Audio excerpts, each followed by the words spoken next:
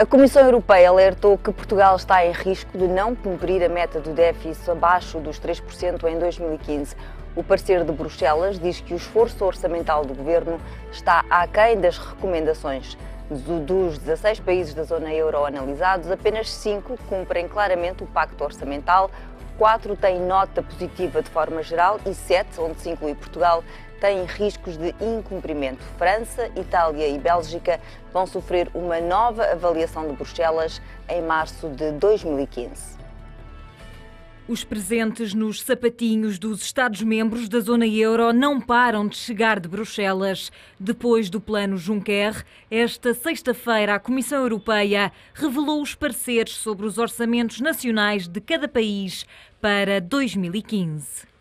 5 pays sont en ligne avec les règles du pacte, l'Allemagne, l'Irlande, le Luxembourg, les Pays-Bas, la Slovaquie. 4 pays sont globalement en ligne, l'Estonie, la Lettonie, la Slovénie, la Finlande. 7 pays présentent un risque de non-respect pour 2015. C'est le cas de la Belgique, de l'Espagne, de la France, de l'Italie, de Malte, de l'Autriche et du Portugal.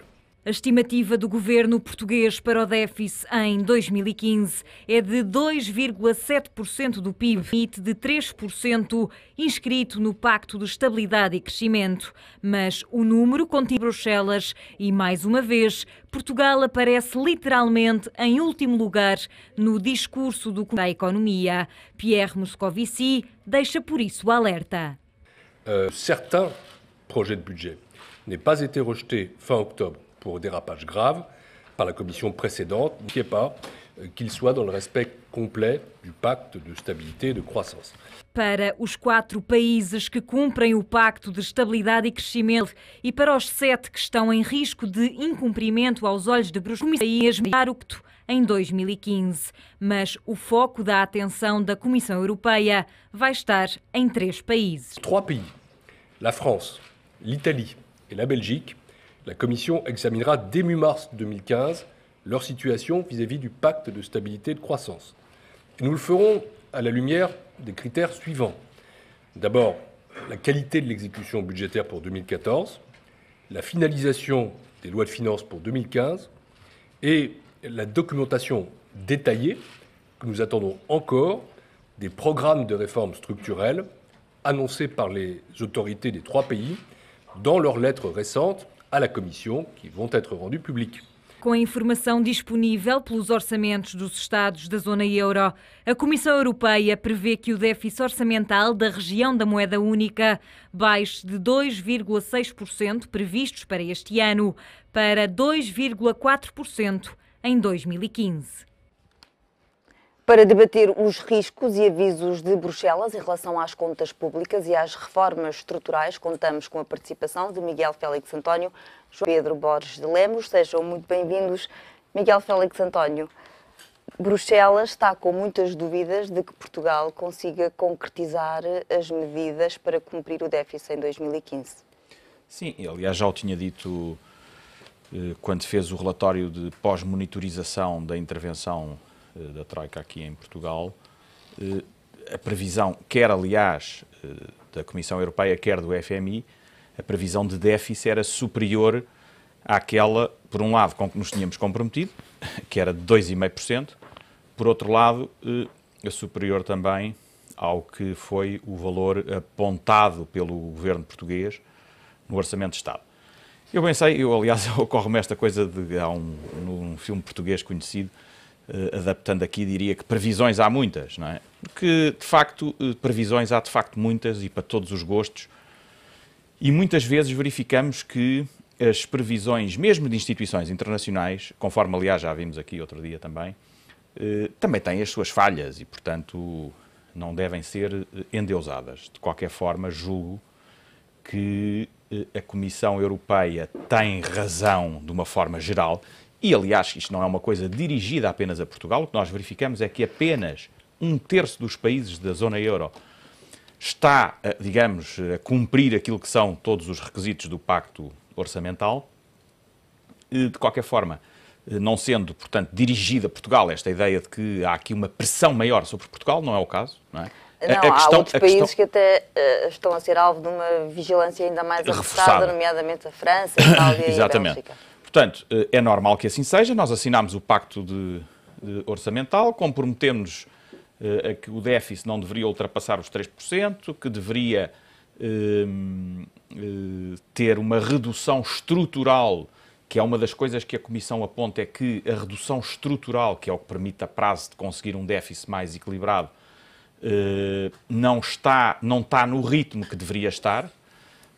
Bom, isto para não falar, evidentemente, no rácio da dívida pública, não é? Que isso, evidentemente, estamos muito afastados.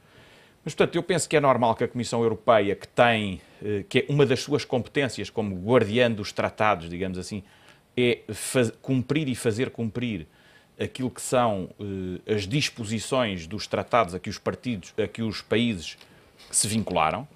E, portanto, é normal que, olhando para aquilo que, da sua perspectiva, são as previsões de crescimento económico em Portugal e na Europa, não é? Porque as previsões de crescimento na Europa também não são por aí além.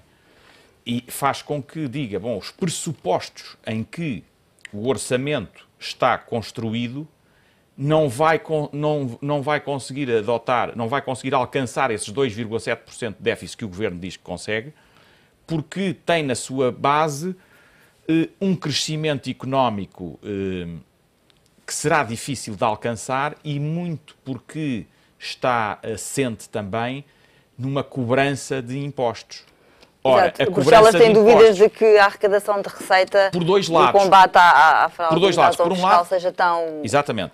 Por um lado, porque o crescimento não será aquilo que...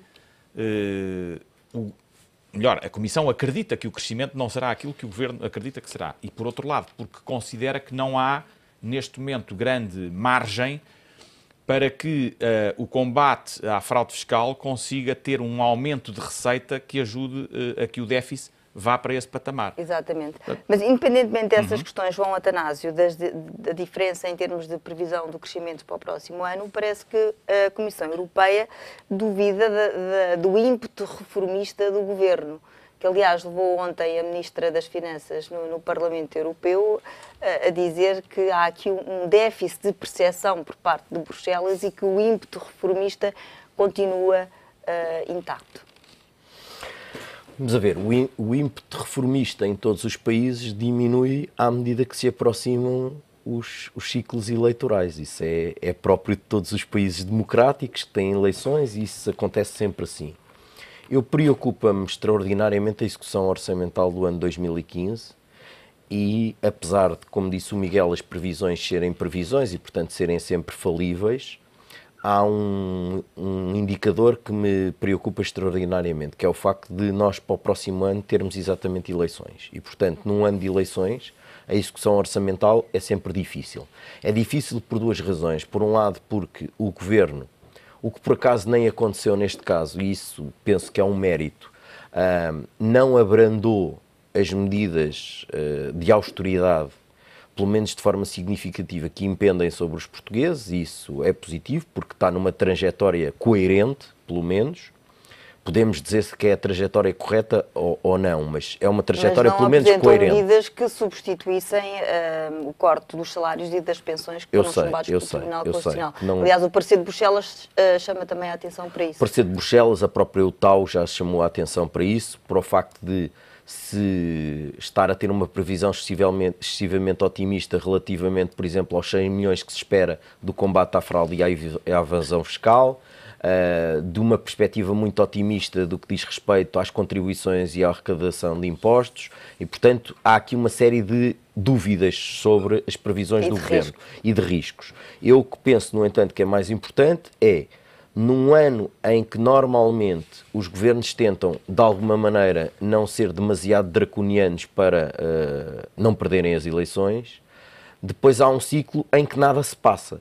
E, portanto, esse ciclo que nada se passa ocorrerá numa altura que é fundamental para a execução orçamental, que é o fim do ano, que é o último trimestre. E no último trimestre nós teremos eleições, teremos um governo a governar quando realmente, teoricamente, pode já nem ser ele a seguir com os destinos do país e, portanto, entre as eleições e a tomada de posse do novo governo, há um hiato que se produz e onde a execução fiscal nós sabemos que é fundamental no último trimestre, que muitas vezes é onde se fazem correções, e estou certo que em 2015 não se farão correções se elas tiverem que fazer, principalmente se houver uma mudança eleitoral nos destinos do país. E, portanto, isso é uma questão que me preocupa muito. A Comissão faz 21 avisos a Portugal neste parecer, e há uma série deles que são avisos sérios, outros são, em muitos casos, nós temos que ter uma consciência, que é a Comissão, apesar de trazer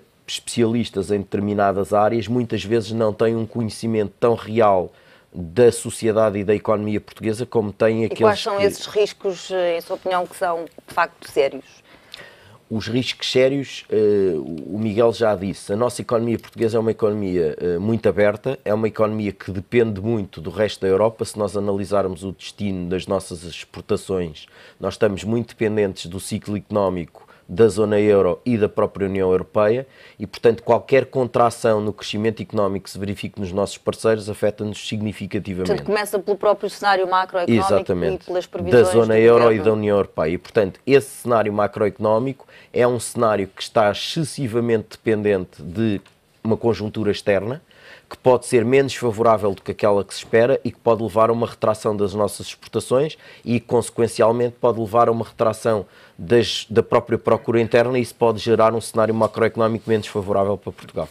Pedro Borges Lemos, o facto de o próximo ano ser ano de eleições agrava, de facto, aqui os riscos de execução do orçamento, conforme dizia o João Atanásio. Já lhe respondia objetivamente à sua pergunta, mas ia pegar naquilo que disse o João e dizer que realmente há aqui riscos que realmente Portugal pode correr no que diz respeito a esta matéria.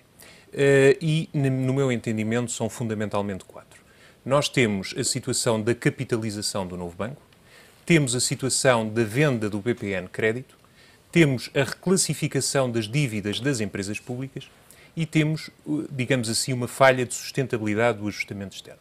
Portanto, na minha opinião, estes 4 vetores poderão determinar uma alteração significativa relativamente àquilo que é a projeção do Orçamento de Estado para 2015. Mas aquilo que a Ministra das Finanças tem dito e redito de que o novo banco não terá impacto no déficit que interessa para Bruxelas, pode não ser bem assim?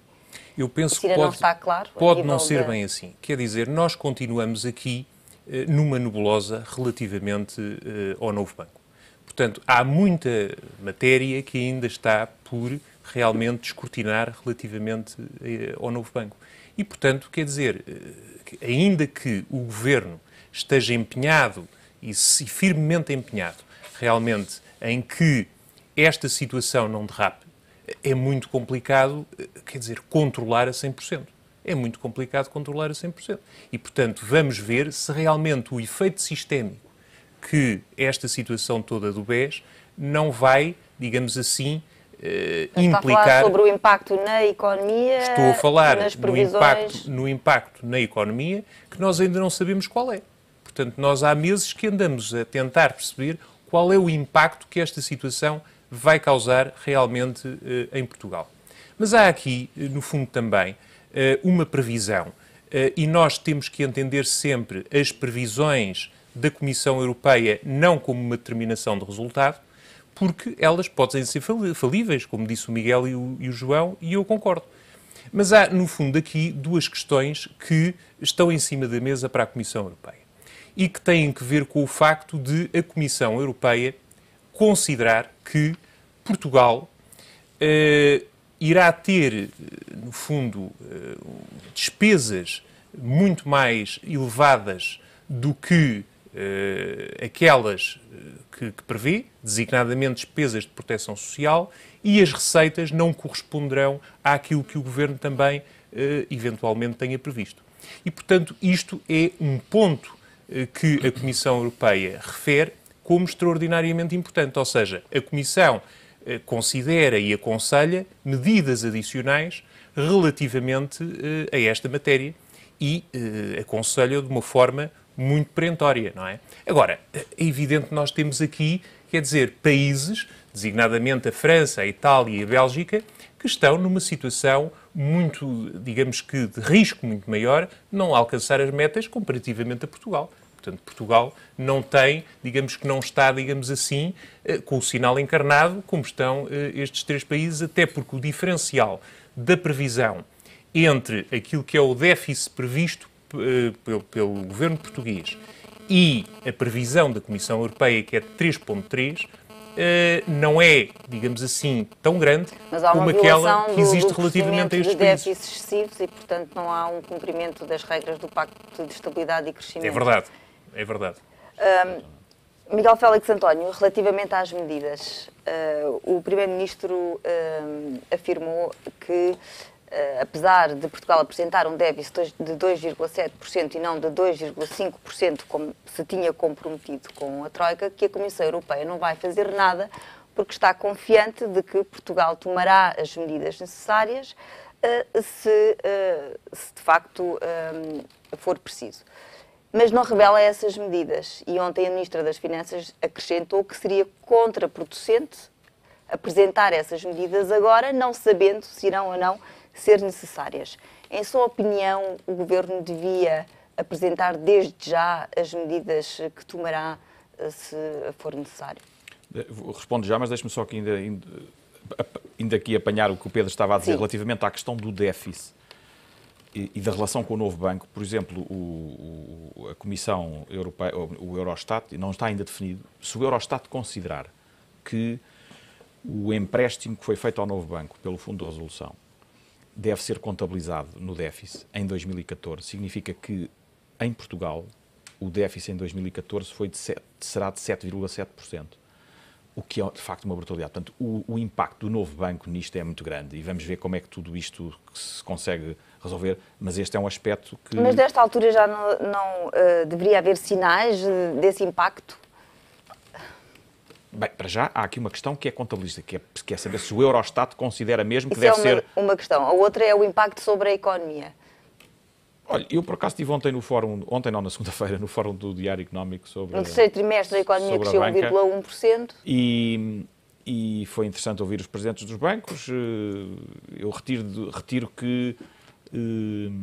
olha, há players a mais, como há em muitos outros setores, não é? Há operadores a mais e, portanto, há uma tendência para deverá haver concentração e esta questão do novo banco, eventualmente, vai acelerar esse processo de concentração e, portanto, agora o impacto, estas coisas não são imediatas, não é? São mediatas na questão das empresas que verão o seu crédito ser mais apertado, etc. Portanto, o impacto, eu acho que algum impacto está a ter, ainda bem que não está a ter aquele que eventualmente se falava e que este impacto ao menos seja arrastado no tempo, porque isso tem vantagens se não for de uma só vez. Mas para ir à sua pergunta, sim, relativamente à questão das medidas, vamos lá ver. Se o Governo entende, e nós temos que acreditar, porque senão isto depois também é uma grande atrapalhada. Se o Governo entende que em 2015 o déficit é de 2,7% e é com isso que se está a comprometer e acredita que isso é possível, eu percebo que a um ano do fecho de 2015 não diga já quais as medidas que tomará para o caso de não ser, desse déficit não ser cumprido. Porque eu acho que isso é estar a assumir que o déficit não será cumprido dos 2,7%. E, portanto, o que eu penso que o Governo tem que fazer, e desse ponto de vista eu penso que é o correto, é batalhar no sentido de conseguir que esse déficit dos 2,7%, pelo menos esse, seja atingido. Depois veremos, pode haver circunstâncias, um ano... Olha, eu aliás já vi hoje, entre ontem e hoje, notícias de alterações, que eu acho que isto não é... Não estou a falar da matéria de substância, mas quer dizer, alterações no IRS... que eram dadas como tendo sido completamente afastadas, agora já vêm outra vez, depois sai isto, entra aquilo. Uma aproximação pois, eu percebo as negociações. Do PS, há aqui algumas alterações na reforma do IRS que foi proposta. Há muita coisa que estava e que supostamente ajudaria a que as contas ficassem mais equilibradas, que agora vão ser outra vez repostas. Não sei qual é o saldo global, admito que não haja muita alteração. Mas eu penso que é importante que as medidas tenham estabilidade, mesmo nisto do IRS, esta coisa de ano a ano. Entra o PPR, sai o PPR nas deduções. Entra os encargos com habitação, sai os encargos com habitação. Entra a educação, sai a educação. Penso que isso é que não é positivo. E, portanto, eu penso que o Governo estar agora a um ano como digo, do final de 2015, a dizer já quais são as medidas, dizer já quais são as medidas que eventualmente tomará, se não alcançar, não me parece que isso seja fundamental. O que me parecia mais importante era que não fosse abrandado, e nesse aspecto a Comissão é um dos temas que coloca em cima da mesa, o ímpeto reformista, quer dizer, reformas que têm que ser tomadas do ponto de vista estrutural. Porque nós muitas vezes falamos de saúde, educação, etc. Isso, evidentemente, a segurança social, que é um tema que acabou por ficar um bocado em banho-maria, mas nós temos muitas outras, nós temos uma espécie de Estado oculto, de dotações que o Estado transfere para uma quantidade de organizações, de associações, etc., que as pessoas não fazem ideia. E elas existem. E no seu somatório, tudo isso é muito dinheiro do Estado.